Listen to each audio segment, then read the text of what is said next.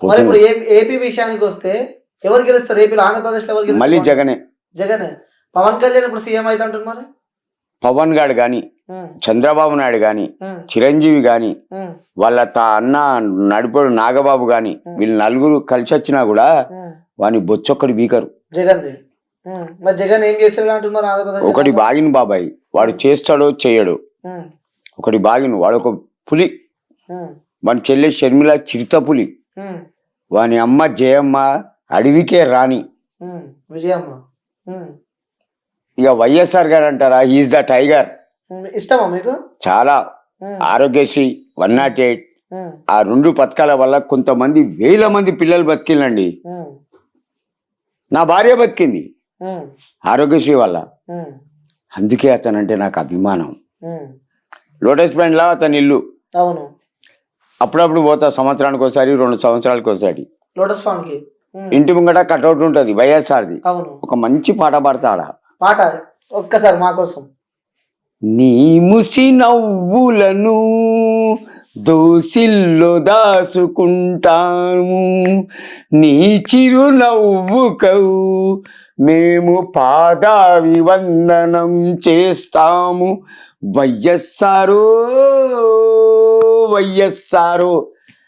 ఆ ఇంట్లో షర్మిల ఉన్నా, జగన్ గారు ఉన్నా, జయమ్మ మేడం ఉన్నా, ఆ పెద్ద మనిషిని మీది పంపంటారు. సెక్యూరిటీ వచ్చి సార్ మిమ్మల్ని పిలుస్తారంటారు. నేను మీదికి వెళ్ళిపోతా. కాఫీ స్టఫ్ ఇస్తారు, స్నాక్స్ ఏదో ఒకటి తాగుతా. ఎక్కడి నుంచి వచ్చినావు తాత అంటే ఇట్లా వరంగల్కి వెళ్ళి వచ్చినాను.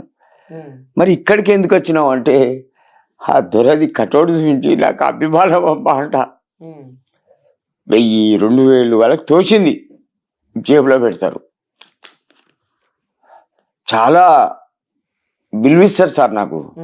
అంటే వైఎస్ రాజశేఖర రెడ్డి పేరు వినగానే మీ కళ్ళ నుంచి నీళ్ళు వచ్చినాయంటే మాకు అప్పుడే అర్థమైపోతుంది ఎంత అభిమానం అంటే మీకు.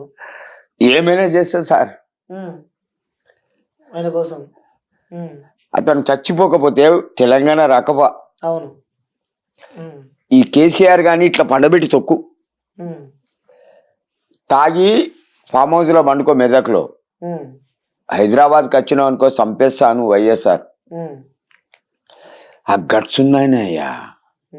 వాళ్ళ నాన్నని చూసిన రాజిరెడ్డిని నలుగురిని ఇట్లా పట్టిండు అనుకో ఇంచు ఇంచు కదలరు. అతను అట్లా. మరి ఈసారి జగనే గెలవడు అంటారు ఏపీ ప్రజలు అయితే. ఇది మాత్రం పక్కా అంటారు. పవన్ కళ్యాణ్ అన్న బాబు అన్న పొత్తులో సీఎం అవుతుంది అంటారు. మరి అతన్ని తట్టుకోవడం పవన్ గాని కాదు కదా, కలర్ వేసుకునే చిరంజీవి కూడా కాదు. నేను ఒక్కని చాలు బాబాయ్ పవన్ కళ్యాణ్కి. వాళ్ళకు మిండని తెలంగాణలో సీఎం గానికి నేను మిండని, ఆంధ్రలో ఈ 3 అన్నదమ్ములకు నేను మిండని. నా కోసం జనం వేడి చేస్తారు. కుర్చీ పవన్ కళ్యాణ్ విమర్శిస్తున్నావు గుర్తుపెట్టుకో ఒకసారి పక్కా. అరే అభిమానులు ఒకటి బాగిను, నీ అన్న బిడ్డ ఏ పొక్కల అన్నావు రౌడీ నా కొడక 24 గంటలు రివాల్వర్ పెట్టుకొని తిరుగుతావు. దా నీకు దమ్ముంటే నీ అభిమానం తీసుకొని రారా. అంటే ప్రజల కోసం తన సొంత సంపదను కూడా వదిలిపెట్టి జనాల కోసం వచ్చినందుకు నువ్వు పవన్ కళ్యాణ్ తిడుతున్నావు ఇప్పుడు. పక్కా. ఒకటి ఏం దొరికేనా, జనంకు జై. జనం మంచి కోరు. మీ అన్న పార్టీ పెట్టిండు, కాంగ్రెస్ లోకి చంపాడు. నువ్వు ఇప్పుడు ఇంకో పార్టీ పెట్టినావు, నువ్వు ఏడిపోతావురా. ఏడిపోతాడు అన్ని చేతులు ఒకలా ఉండవు కదా. మూర్ఖులు బాబాయ్. వీళ్ళ స్వార్థం కోసం ఏమైనా చేస్తారు. తలంబ్రాలు సినిమా చూసినావా? జీవిత రాజశేఖర్ అందులో చరణ్ రాజు ఉన్నాడు. ఫస్ట్ వాడిని పెళ్లి చేసుకుంటది చరణ్ రాజు గారిని. వానికి ఎమ్మెల్యే టికెట్ కావాలి. ఎవరికి? చరణ్ రాజు గారికి. ఒక మినిస్టర్ పిలిచి నీ పెళ్ళాన్ని ఒక నైట్ పంపు, నీకు టికెట్ ఇస్తా అంటాడు. వాడు డైరెక్ట్ వచ్చి పిల్లాన్ని అడుగుతాడు జీవితాను. అది దానికి నచ్చలా.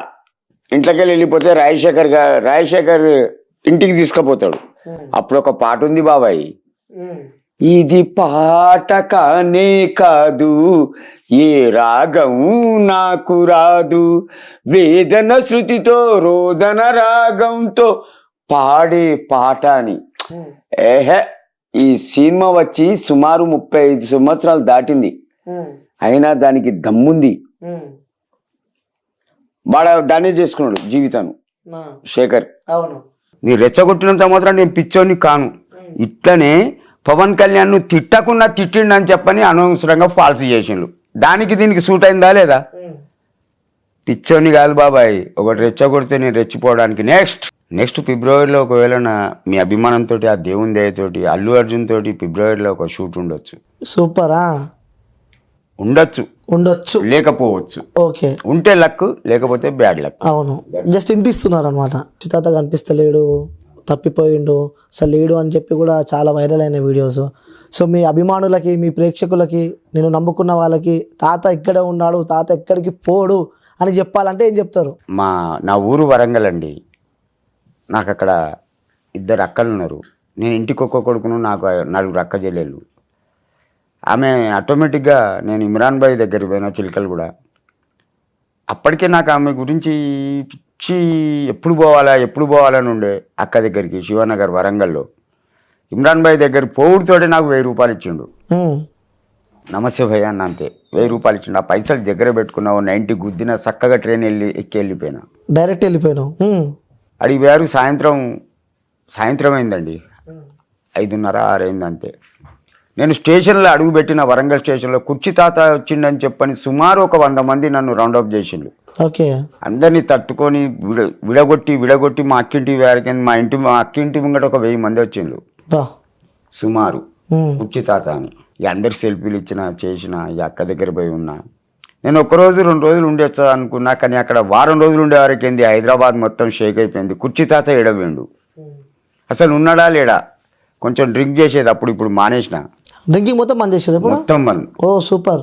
అయితే నా భార్య మరి నా బిడ్డ తట్టుకోలేకపోయినా అక్కడికి కారేసుకొని వచ్చిండు వరంగల్కు. అక్కడ నుండి అదే కార్లో కూర్చొని హైదరాబాద్కి వచ్చిన. నేను ఒక వారం రోజులు లేకపోతేనే జనాలు అసలు కుర్చీ తాతకి ఏమైందని చెప్పని వీర అభిమానులండి, మీ అందరికీ దండం. నేను క్షేమంగా ఉన్నా, నా భార్య పిల్లలతోటి క్షేమంగా ఉన్నానండి. సో చూసిన వీడియో చూసినప్పుడు కూడా అమ్మగారు అలాగే ఇద్దరు కలిసి చాలా ఏడుస్తున్నారు వీడియో చూసి, కుర్చీ తాత కోసం అని చెప్పి కూడా. అంటే చాలా మంది, కొన్ని లక్షల మంది కూడా ఇంత ఫ్యాన్ ఫాలోయింగ్ మీరు సంపాదించుకున్నారు.